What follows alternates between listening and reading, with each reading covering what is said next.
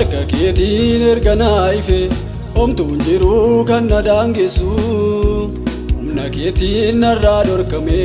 jireenya koo inni addeessu gaara keetii baga waamame dachee hamtuuf dukkanaa keessa homtuun jiruu kan na daangessu Gooftaa Yesuus ati nageessa ati nageessa nageessa filannoo koo nageessa ati nageessa nageessa jireenya koo nageessa ati nageessa nageessa filannoo koo nageessa ati nageessa nageessa jireenya koo nageessa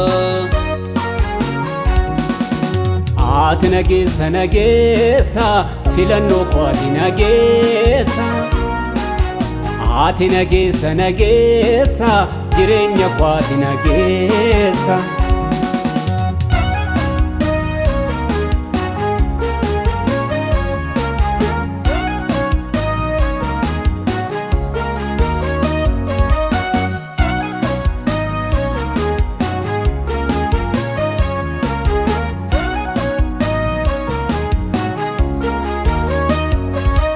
Keetu jira mana koo Gooftaa Yesuus fira gaafa rakkoo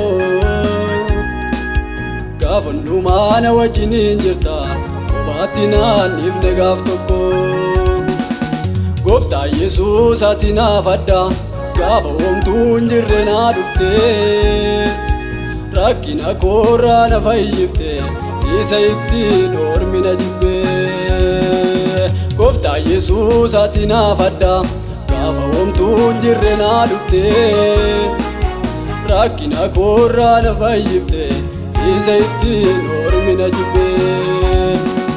galatoomii galatoomii galatoomii yaa Yesuus koo galatoomii galatoomii galatoomii yaa Yesuus galatoomii galatoomii galatoomii yaa Yesuus koo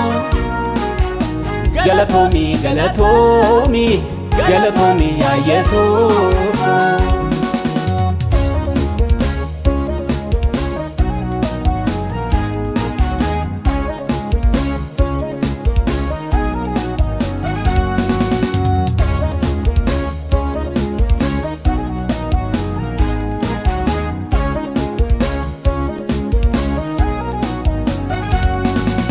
Nanna beekan akka keeti kan dhugaan na jaallatu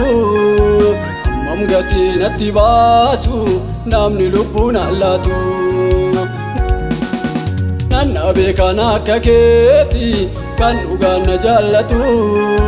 hammam gatii natti baasu namni lubbuun allaatu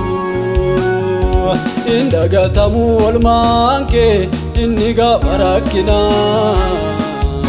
Nati waa'ee kootiif jette ol baate fannoo gubbaa hin dagatamu oolmaan kee inni gaafa rakkinaa Nati waa'ee kootiif jette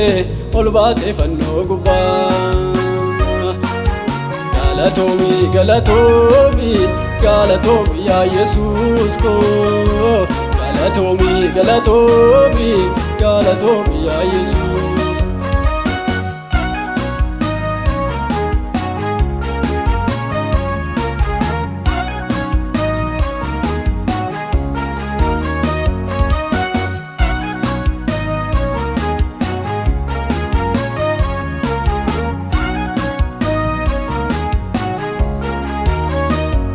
otoo ati nan gargaarre fannootti na darbite silaa lubbuun koo baddeetti karaa kee naaf argamte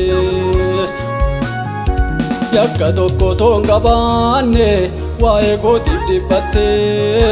olmaa keetu jira mana koo galatoomii ammallee galatoomii galatoomii galatoomii waaqayyoo galatoomii galatoomii galatoomii waaqayyoo galatoomii galatoomii galatomi yaa Yesuus ko galatomi galatomi galatomi yaa Yesuus ko